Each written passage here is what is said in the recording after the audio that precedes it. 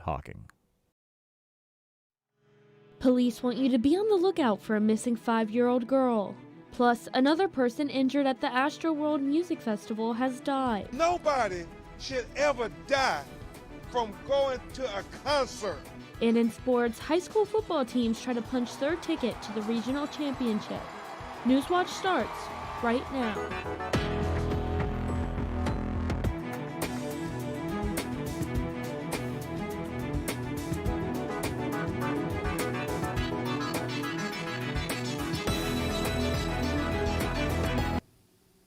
Good evening, I'm Lexi Lepoff. Welcome to Newswatch, your source for news impacting southeastern Ohio. Police are asking for people to be on the lookout for a missing 5-year-old girl. Authorities issued an Amber Alert for Anna Burke this afternoon. She was reported missing yesterday in Stark County. Burke is 3 feet 9 inches tall and weighs 55 pounds. She has blue eyes and blonde hair and was last seen wearing a pink shirt and rainbow-colored pants. According to police, she was last seen with 36-year-old Jonathan Stinnett. Stinnett is believed to be driving a 1991 silver Ford Aerostar with Michigan registration EH-L7187. If you have seen this vehicle or have information that could assist officials, please call 1-877-262-3764 or 911. An Ohio couple that's been reported missing since 2018 has been found. Authorities found the bodies of Joni Davis and longtime boyfriend Brian Goff in a car submerged in the Ohio River.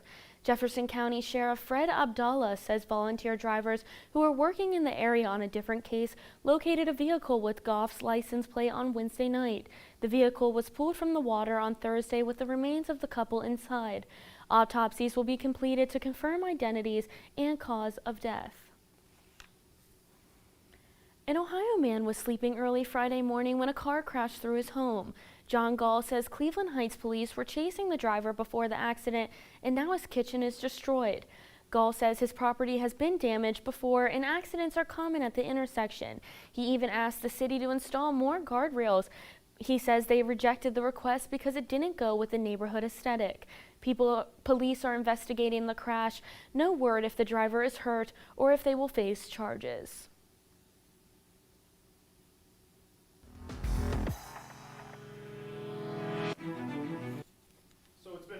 A windy day today since we did see a cold front move through the region this morning and since we saw some rain overnight. But for right now, we're going to be seeing some light showers. Sorry about the technical issues with that. But we will see some light drizzle moving through the area right now, and temperatures are in the mid to low 50s, and it'll continue to drop off into the evening. And then we do see a wind out from the west at around 10 to 15 miles per hour. Across the region, temperature will also continue to dip into the upper 40s and low 50s. It's going to be a little bit windy, and we'll continue to see the drizzles and light showers continue into the evening.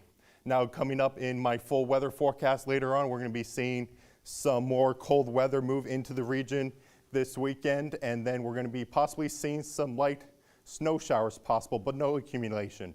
But for right now, I'm going to be handing it back to Lexi. Sorry for the technical difficulties with weather. West Virginia's first medical cannabis dispensary is opening.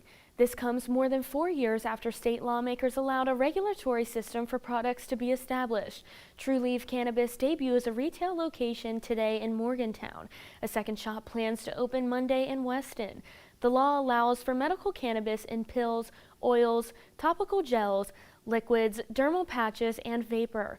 Residents must have a West Virginian medical marijuana card to order and buy the products from a dispensary. Residents with serious medical conditions can register for the card at www.medcanwv.org. The Athens County Sheriff's Office released information today about a domestic dispute in Jacksonville. The office reports Craig A. Cooper had physically assaulted his wife. When deputies When deputies responded, the wife advised her husband was making threats. He said he was not going to leave his house alive.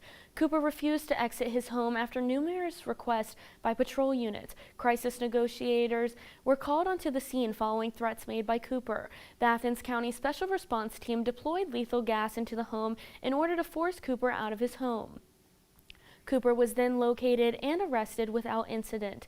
Cooper was transported to the Southeastern Ohio Regional Jail, where he received multiple charges. The Athens County Sheriff's Office and Athens County Prosecutor's Office is currently reviewing other charges.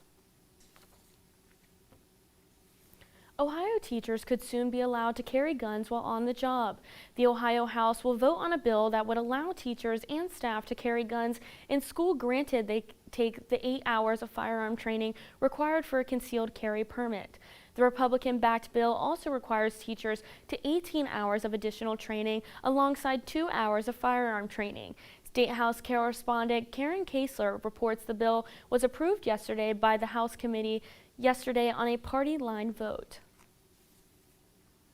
After 13 years, the Marietta Sweet Corn Festival is coming to an end.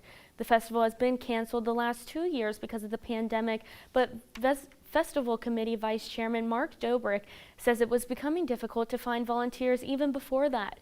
Dobrik told the Marietta Times that any funding left in the committee's account will go to the agriculture programs in Washington County high schools. With the remaining funds divided, the district will receive about $2,700. An Ohio police chief is accused of making racist jokes.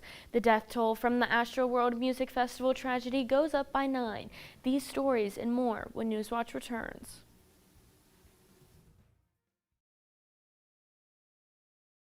Best journalism is that which builds communities. We're on deadline, ready to put it on the page. I get real uptight about deadlines. Son Tom Cullen, our reporter, lives the job. We've always operated at the break-even point. $7. The newspaper not being around terrifies me. Readers decide our future, not any branch of government. Storm Lake, Monday, November 15th at 10 on Independent Lens.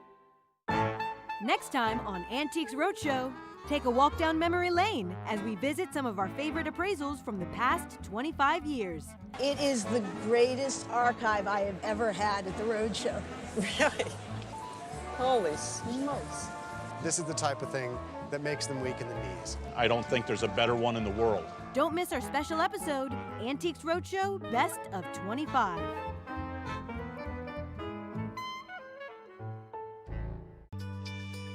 I promised I wouldn't cry. On Finding Your Roots, journalist Nina Totenberg. It just makes me so curious. And talk show host Andy Cohen. I'm scared. Ancestors who overcame enormous odds. She got up by the skin of her teeth. She was a fighter. Plus, You gonna tell me who my cousin is now? Yes, please turn the page. You're kidding me. Yes. Finding Your Roots.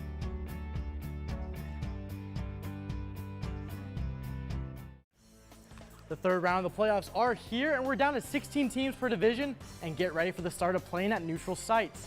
These matchups only get better as Jackson plays Western Brown in a rematch. We'll also see Bloom Carroll play Heath. Also, don't forget to vote for our Player of the Year. Voting is available on our website right now. So turn the channel to WOUB next Friday at 11:30 p.m. or 11:30 a.m. on Saturday to catch all the action. We'll see you then.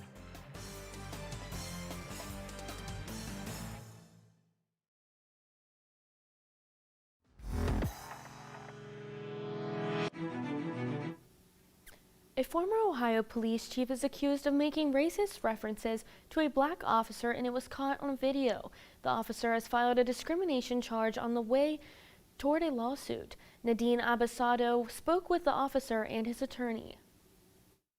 In July, this video went viral of former Sheffield Lake Police Chief Anthony Campo placing a paper with the Ku Klux Klan on Officer Keith Poole's jacket. Then another where he puts on a makeshift KKK hat. At this time, the mayor told News 5 the incident was horrible, shocking, and unacceptable. The same day Campo was put on administrative leave, he resigned from the department. Now today, we hear from the officer involved. Even when we watch it now, I am in disbelief that this happened to me. He recollecting the incident, saying the chief called over other officers to see what he did. My exact words were, "Are you serious?" And I just looked at him and like, what else can you say to the chief of police who done something so heinous and so awful? Officer Keith Poole is now filing a discrimination charge with the Ohio Civil Rights Commission in a petition with the Ohio Supreme Court. And this was not the chief's first time doing something racist and offensive to me or other employees.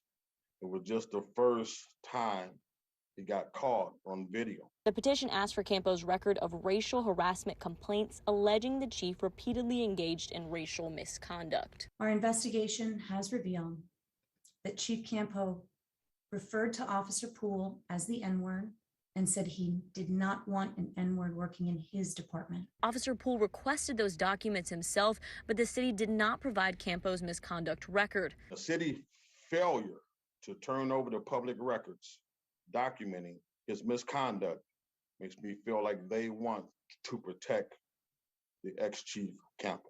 Officer Poole does still work for the department under new Chief Andrew Corey, calling it a healthier environment. Working there since the incident and the removal of Chief Campo has been more upbeat. The law firm plans to file with the Ohio Civil Rights Commission in order to get the right to sue. The petition it sent the state Supreme Court effectively asked the justices to get involved with the case. Over a week after a Houston music festival turned deadly, more questions emerge over who should be held accountable for the 9 deaths and hundreds of injuries resulting from the crowd surge. Chris Wynn has the latest. In Houston, a desperate plea for answers and accountability. Nobody should ever die from going to a concert. 1 week after the Astroworld Music Festival turned deadly. People were literally fighting for their life just to try to get out of there. The death toll now up to 9 as family members demand justice for their loved ones. A 9-year-old boy who is seriously injured remains in a medically induced coma, according to his family's lawyer. Many concert goers describing the experience as traumatizing. I remember being crushed from every side by human bodies. With the crowd of about 50,000 tightly packed in places, some in the audience said it felt like a death trap as waves of people surged toward the stage during Travis Scott's performance. Officials say he continued to play for about 30 minutes after emergency services declared the concert a mass casualty event. We don't know when he was notified, if he was notified, and then to what degree. More than 90 lawsuits have now been filed against the rapper, Live Nation, and other festival organizers. But Scott's attorney maintains he didn't know what was happening in the crowd or of the emergency services declaration. He's up there trying to perform. He does not have any ability to know what's going on down below. The festival organizer and promoter released a joint statement saying full refunds are being offered for all those who bought tickets and that a fund is being set up to help with costs for medical expenses. I'm Chris Wynn reporting. The 22-year-old student died Wednesday from her injuries, being the 9th fatality. Questions on the event's safety measures continue to be addressed. Measles threaten the lives of children again, plus a COVID-19 vaccination clinic for kids opened today in Athens. That story is still ahead. Cold temperatures return this weekend, and we could see the possibility of some isolated snow showers. I'll have this and more in my full forecast coming up on Newswatch. But first, a look at stocks of local interest.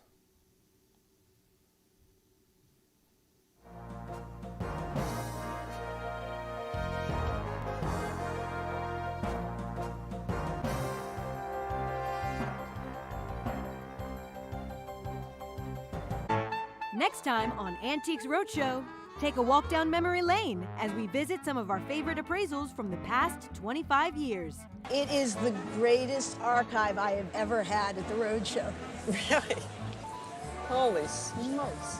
This is the type of thing that makes them weak in the knees. I don't think there's a better one in the world. Don't miss our special episode, Antiques Roadshow Best of 25.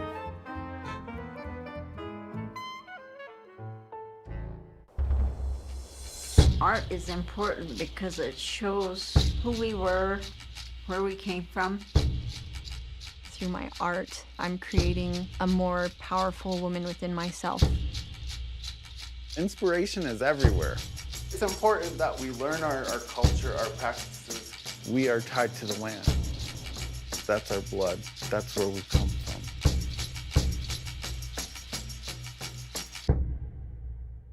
The best journalism is that which builds communities. We're on deadline, ready to put it on the page. I get real uptight about deadlines. Son Tom Cullen, our reporter, lives the job. We've always operated at the break-even point. $7. The newspaper not being around terrifies me. Readers decide our future, not any branch of government. Storm Lake, Monday, November 15th at 10 on Independent Lens. The third round of the playoffs are here, and we're down to 16 teams per division, and get ready for the start of playing at neutral sites. These matchups only get better as Jackson plays Western Brown in a rematch. We'll also see Bloom Carroll play Heat. Also, don't forget to vote for our Player of the Year. Voting is available on our website right now. So turn the channel to WOUB next Friday at 11:30 p.m. or 11:30 a.m. on Saturday to catch all the action. We'll see you then.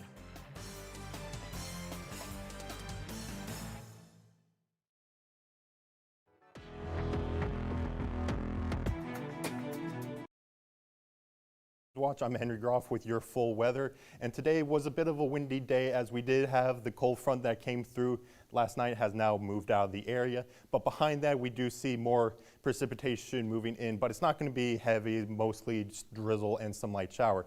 And you can tell by that with the visible satellite as we see more cloud cover moving into the region, and it's still going to be mostly cloudy heading into tomorrow. Looking at the forecast for right now, it's around 54 degrees with humidity at around 33%, and winds currently right now are out from the west at 10 to 15 miles per hour. Across the region right now, we do have temperatures in the upper 50s towards the south and low 50s towards the north, but those temperatures will continue to decrease into tonight. And looking at the visible satellite again, we're not looking at that anymore, but we do have a cold front that did move through last night, and that's out of the area. More cold weather will continue, and we could possibly see some snow showers heading into this weekend. But for tonight, we'll just see some light rain, and that rain will continue to increase into the overnight hours heading to 10 p.m. But temperatures will continue to drop heading into midnight with the slight lower rain chance, and temperatures will be at around 41 degrees. Temperatures will continue to drop into tonight with temperatures at around 33 degrees. We won't be hitting the freezing mark, so we won't see snow tonight, but some areas across the west will drop down to around 31 degrees. So you could see some snow flurries in Chillicothe and Columbus tonight. And heading into tomorrow, no active weather around our region. All of the fronts have moved out of the area, but we do still have some precipitation heading into tomorrow and Sunday. Looking at our weather for tomorrow, it's going to be around 43 degrees. It's going to be mostly cloudy with still some breezy conditions. Wind will be out from the west at around 5 to 10 miles per hour. And looking across the region, temperatures will rise into the low 40s. It's going to be a little chilly compared to like yesterday where we saw the 70s and today where we saw temperatures in the low 50s. So definitely bundle up if you're heading out tomorrow. We'll continue to see cloudy skies, and off to the west, the possibility of some more drizzles and possibly some isolated snow showers in the morning. Looking at the 7-day forecast, we're going to be seeing temperatures in the low 40s, and temperatures continue to be in the low 40s heading into Monday. Temperatures will remain in the low 30s and upper 20s heading into the morning hours for Sunday and Monday. And temperatures will start to increase heading into Tuesday, Wednesday, and Thursday. We'll see some isolated snow showers heading into this weekend, and it's kind of nice to have a taste of winter before we get right into winter heading into December. Yeah, I completely agree. I'm not ready for winter, but it does make it a little better that we just get to ease into it. A nice little ease into the winter. Hopefully nothing too chilly, but I think we'll make it through. Thank you, Henry. The CDC warns that the measles is now considered a global threat again after routine vaccines were missed over the pandemic. Mandy Gaither has more on the spread of the virus. It's one of the most contagious viruses known, and the CDC says measles is a threat to the world once again after 22 million babies missed their vaccines during the pandemic. Disruptions that come from things like the COVID pandemic can be really dangerous over a short period of time. Measles was declared eliminated in the U.S. in 2000 thanks largely to vaccines, but travelers can bring it into the country, and the virus can further spread among unvaccinated people. While reported measles cases dropped in 2020, the CDC says there were nearly 1,300 cases reported in 2019. With missed vaccinations, the risk of outbreaks grows around the world. With just measles vaccine alone over the past 20 years, the estimate is about 32 million lives saved.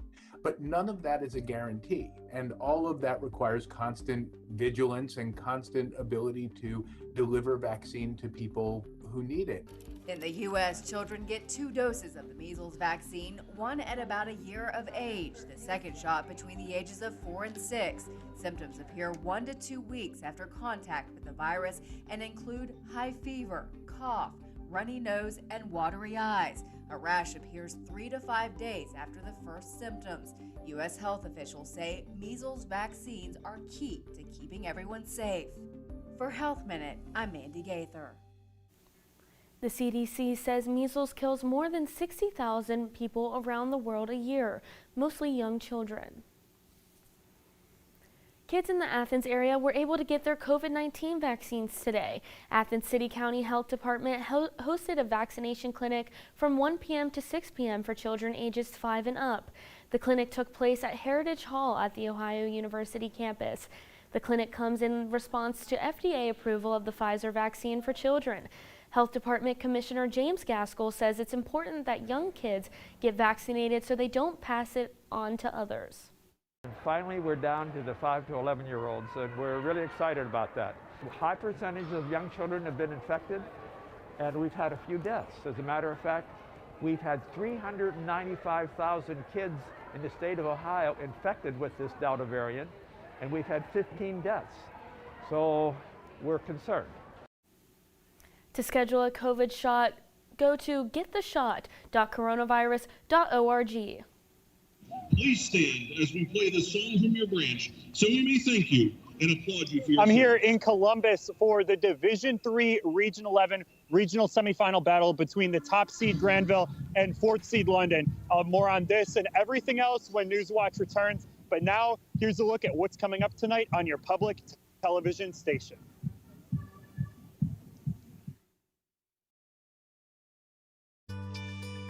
I promised I wouldn't cry. On Finding Your Roots, journalist Nina Totenberg. It just makes me so curious. And talk show host Andy Cohen. I'm scared. Ancestors who overcame enormous odds. She got up by the skin of her teeth. She was a fighter. Plus. You gonna tell me who my cousin is now? Yes. Please turn the page. You're kidding me. Yes. Finding Your Roots.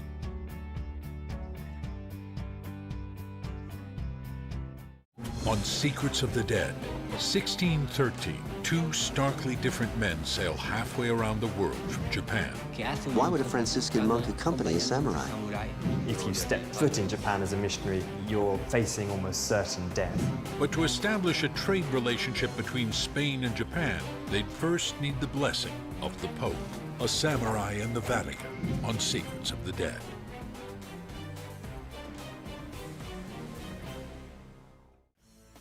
The third round of the playoffs are here, and we're down to 16 teams per division, and get ready for the start of playing at neutral sites.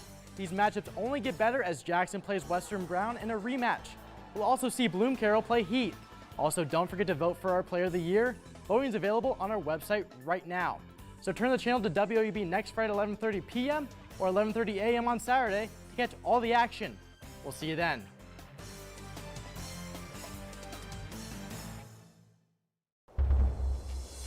Art is important because it shows who we were, where we came from.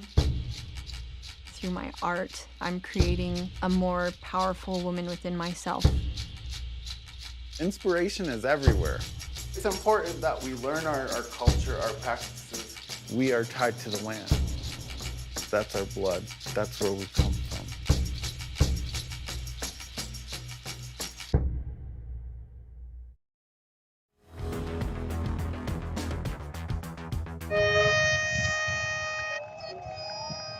Welcome back to Newswatch. I'm Michael Roth. I'm at Hamilton Township High School in Columbus for the battle between the first seed Granville Blue Aces and the fourth seed London Red Raiders. It's the third round of the playoffs, so that means neutral sites. So how did these teams get here? For Granville, they lost Gridiron Glory Player of the Year candidate Carson Crouch to a season-ending injury in the first round. Backup quarterback Tyler Ernsberger filled in last week and led the Blue Aces to a victory over Columbus DeSales. London also took down a Columbus private school last round as well. Star running back Antoine Burns ran for 3 second-half touchdowns to help London move past Bishop Hartley. On the bottom side of the bracket, Jackson got here after beating 2 straight Columbus City League schools. In the first round, the Ironmen defeated Columbus South, and in the second round, they beat Eastmore Academy. Both of these games were at home. Their game tonight against Western Brown is at a neutral site. In Division 4, the top seed Bloom Carroll Bulldogs come into the playoffs as heavy favorites to win the region for a second straight season. But don't tell Heath head coach Tim Ward that. I spoke with Ward before the Battle of the Bulldogs going down tonight. A lot of playoff experience. They're extremely well coached. They're disciplined. They're hard-nosed. They run to the football. So we're going to have to meet those same things. I have no doubt that we will meet the physicality challenge. I have no doubt that we'll meet the toughness challenge and all of that, the athletic challenge. I think what it really boils down to is, can we be consistently disciplined throughout the game and from play to play, and consistently put into effect the things that we have practiced and the way that we've grown as a team. To be honest, our guys haven't played in a neutral site game since 2010. So it's been a while. 2009, 2010 was the last time we made it deep enough into the playoffs to be at a neutral site. And to be honest, I haven't really thought about it a whole lot. On the other side of the region, St. Clairsville and Meadowbrook are squaring off. This is a rematch from last season. Meadowbrook jumped up to a 28-0 lead before giving up 42 straight points. Both teams graduated some key players from last season's contest. It'll be interesting to see who steps up this season. On Saturday, the rivalry rematch everybody has been waiting for is here. Ironton, Wheelersburg, at the Trojan Coliseum in Portsmouth, 7 p.m. kickoff. I'd expect a sellout crowd for this game as over 5,000 fans packed Hanks Memorial Stadium in Week 1 to watch the Ironton Fighting Tigers demolish Wheelersburg 40-6. Gridiron Glory will have you covered for that game. The theme of rematches is apparent this weekend, and in Division 6 Region 23, Fort Fry takes on Barnesville in the regional semifinals for a second straight season. The Cadets shut out the Shamrocks 34-0 last season. Both teams come into Saturday's contest at 10-1. That game is at Zanesville, a neutral site that the Cadets are very familiar with. That's where Fort Fry actually lost last season in the state semifinals. We'll see if this time around they do better. Fort Fry is going to play the winner of West Jefferson and Fairland. That game's kicking off in Chillicothe. Finally, in Division 7, Newark Catholic takes on East Knox, and Shadyside takes on River in another regular season rematch. That's all the high school football action we'll have for you on Gridiron Glory this weekend. Make sure to tune in 11:30 at WOUB. I'll toss it back to Athens for Lexi in the studio. And now, let's welcome back to the field the London Red Raiders.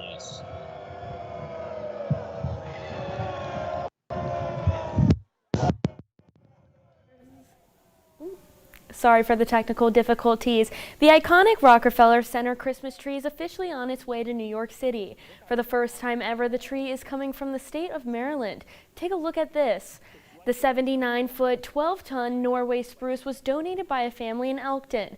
Crews have been prepping it for transport by securing all of its branches. It's set to arrive at Rockefeller Center this Saturday, November 13th. This year's tree will be wrapped in 50,000 multicolored energy-efficient LED lights. It will also be crowned with a Swarovski crystal star. Lighting the tree ceremony is planned for Wednesday, December 1st. Let's throw it over to Henry for a final look at weather. Thank you, Lexi. Finally looking at the satellite features again. We're going to be looking at some cloudy skies for tomorrow. And for tomorrow, we're going to be around 43 degrees. And I'm going to be handing it back to Lexi. And that does it for our broadcast this evening. Thanks for watching.